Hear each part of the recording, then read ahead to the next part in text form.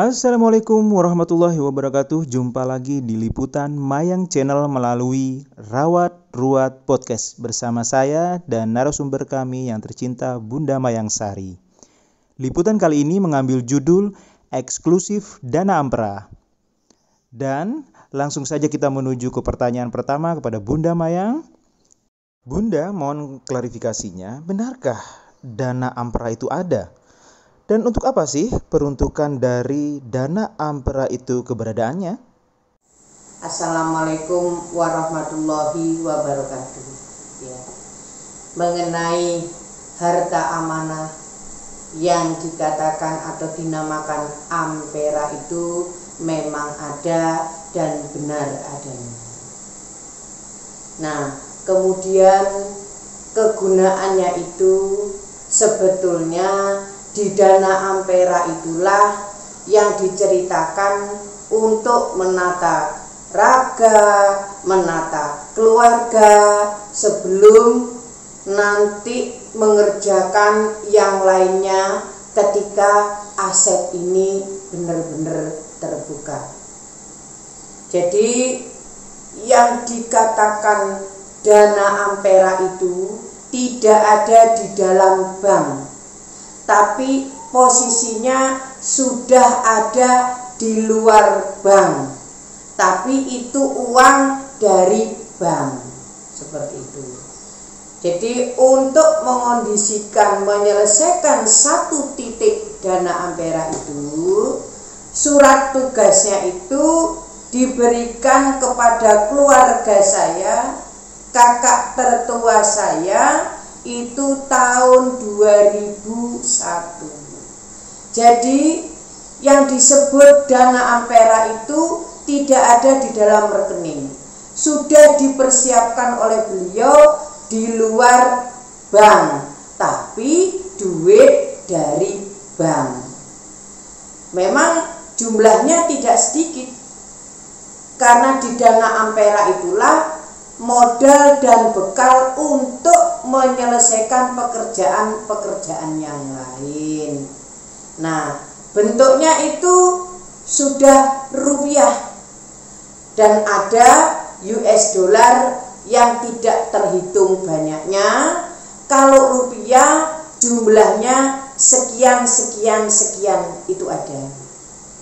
Nah, inilah peninggalan beliau disebut Dana Ampera. Jadi jangan sampai nanti paham ini keliru, karena uang yang sudah beliau siapkan itu sudah ada di luar bank, tapi dana ini asal usulnya juga dari bank.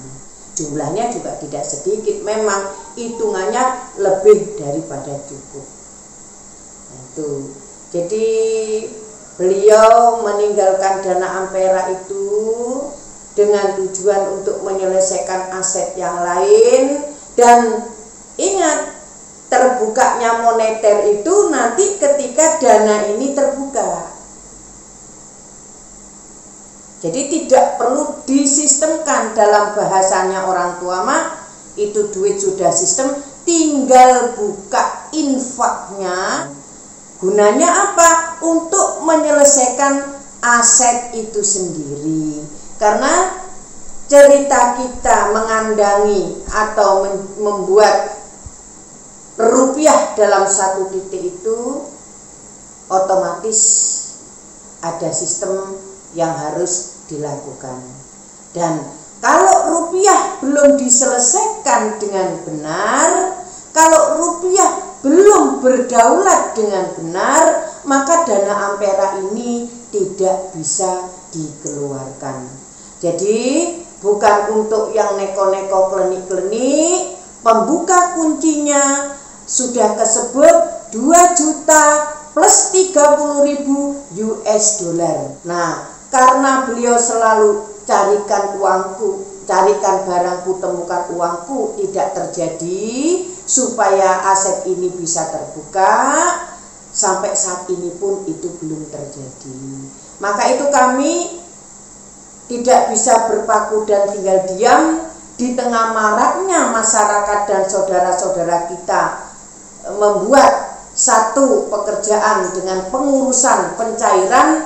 Kami tidak bisa mengikuti itu karena kami mengurus untuk operasional fisik-fisik yang ada.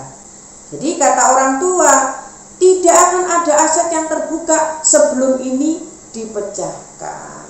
Jadi tidak ada yang irasional, semuanya itu rasional, fisik clear, seperti itu.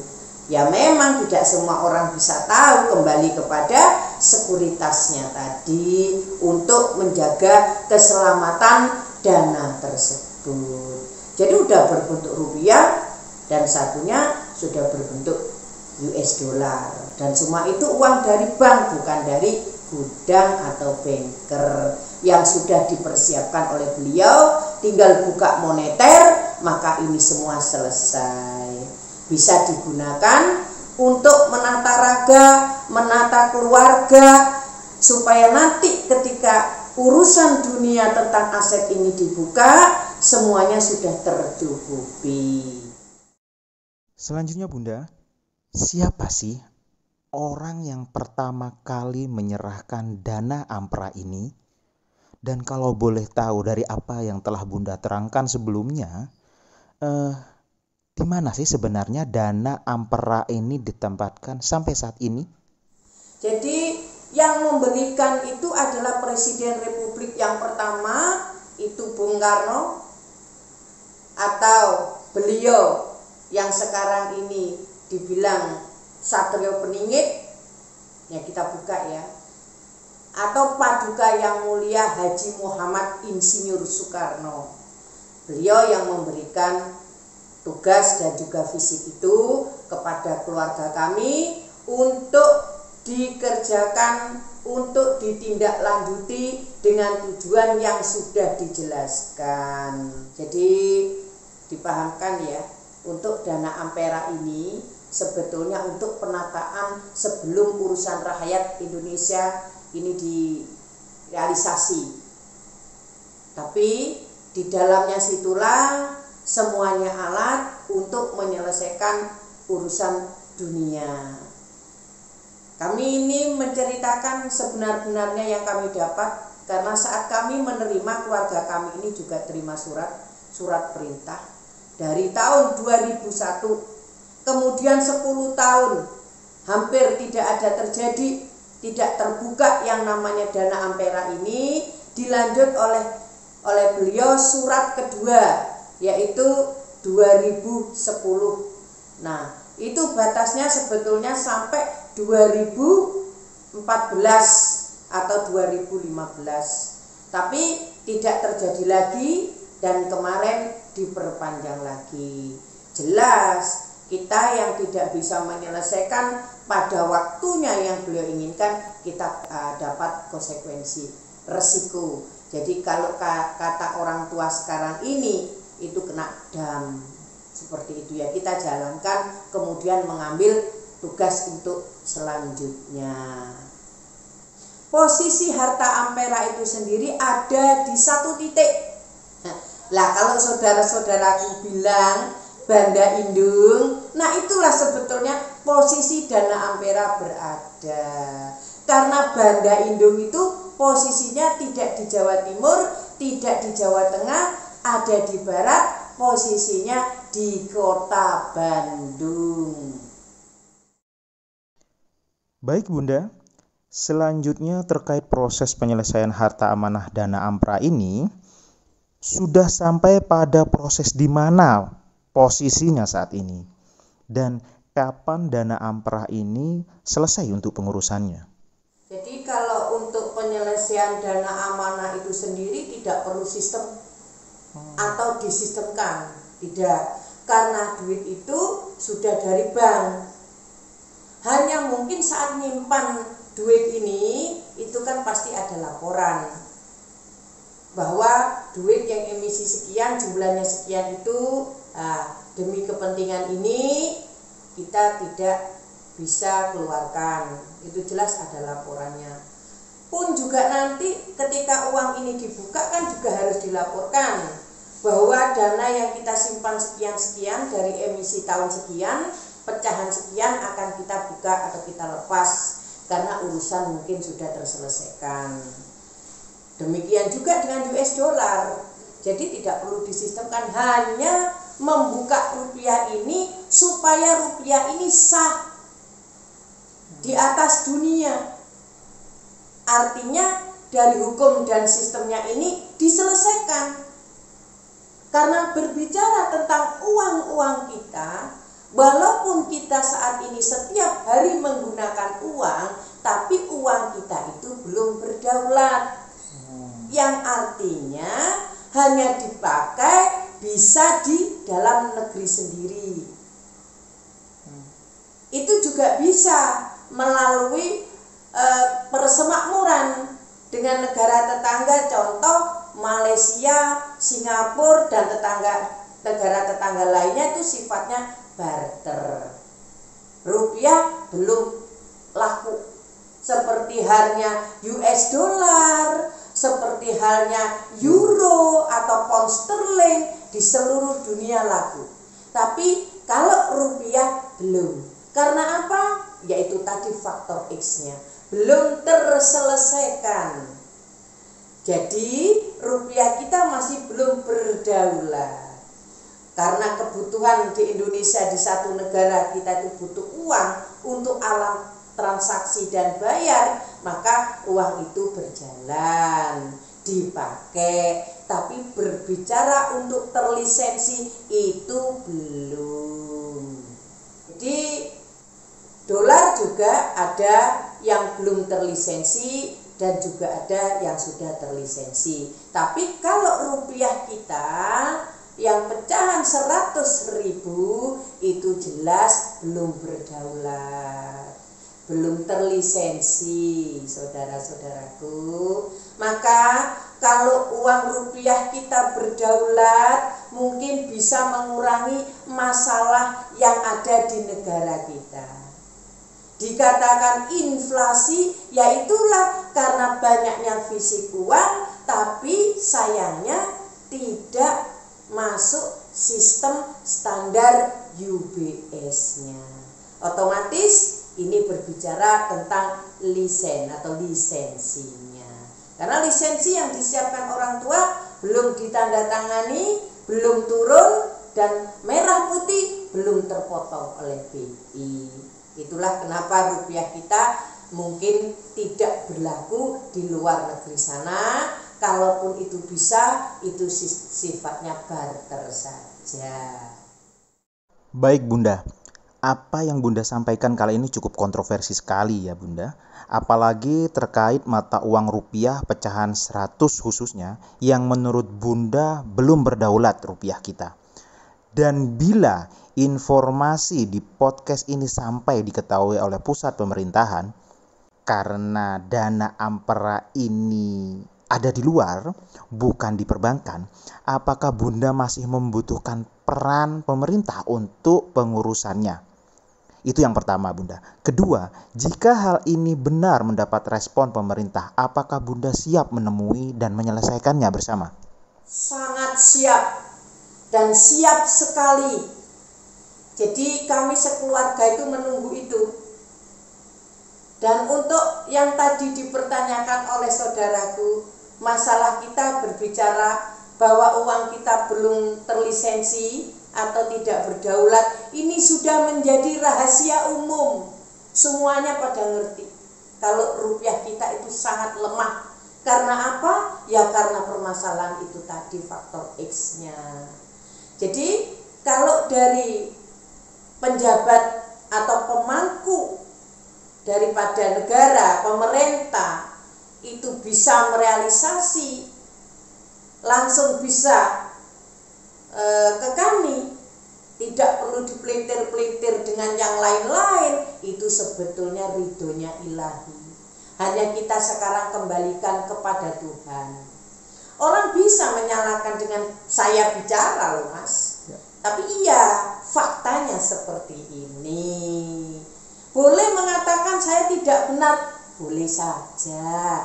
Boleh mengatakan bahwa saya ini hanya omong doang, harta amanah itu bullshit, itu boleh saja. Karena saya ada saktinya, kembali lagi ya Mas, yang dikatakan saktinya itu saudaraku ada saksi dan juga bukti.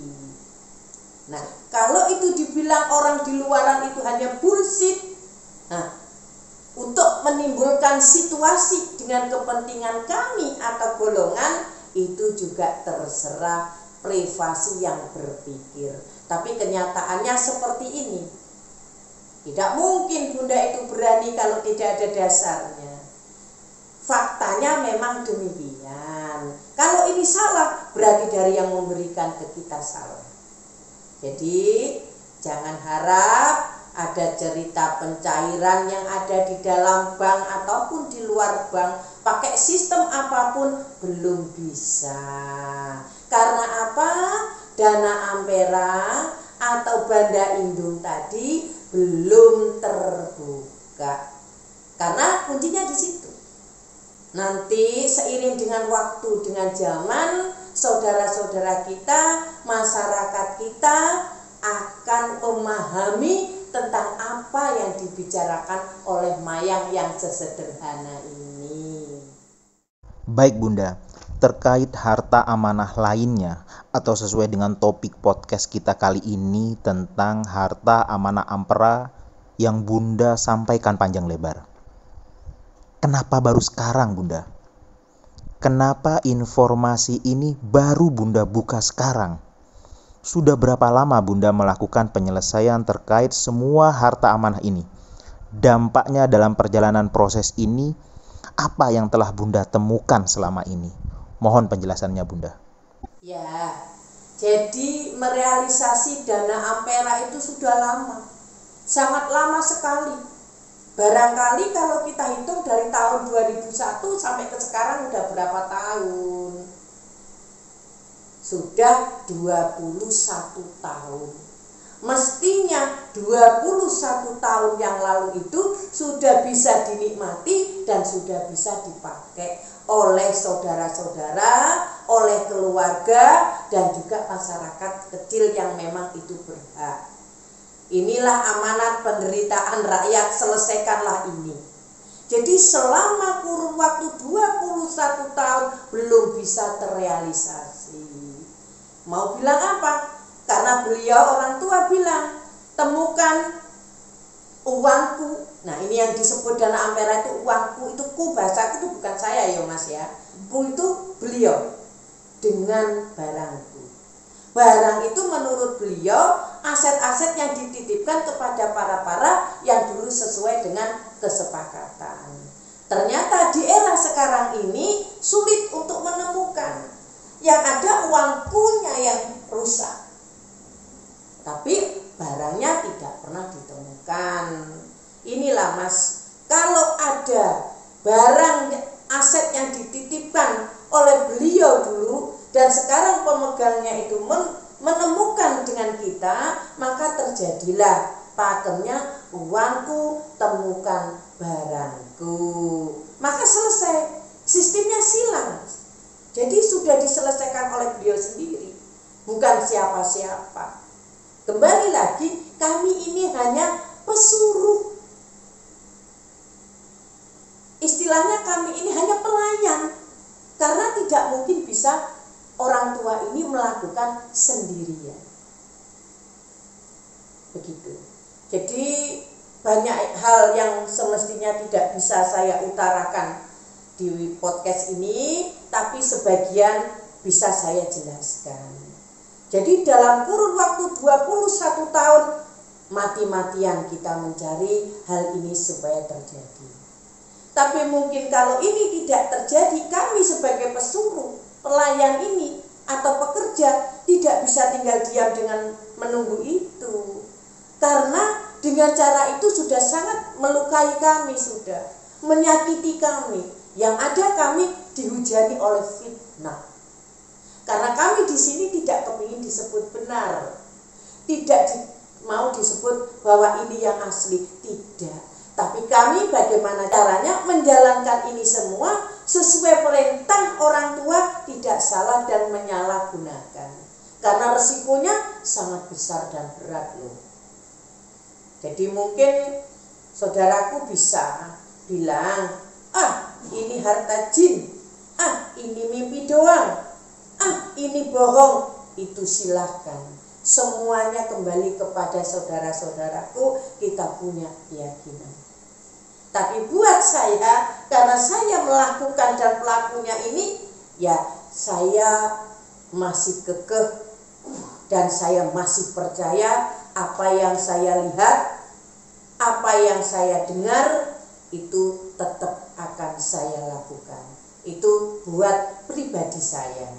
Saya tidak akan berhenti sampai akhir hayat saya. Perlu dicatat sekali lagi, Mayang Channel melalui Mayang Foundation tidak pernah terkait dengan lembaga manapun terkait aset amanah dinasti Nusantara, tidak pernah melakukan rekrutmen anggota baru, tidak pernah melakukan penggalangan dana dalam bentuk apapun, tidak pernah melakukan acara ritual atau serupa lainnya. Kami memiliki sistem dengan program kerja di real sektor yang dijalankan secara mandiri terkait pendanaan.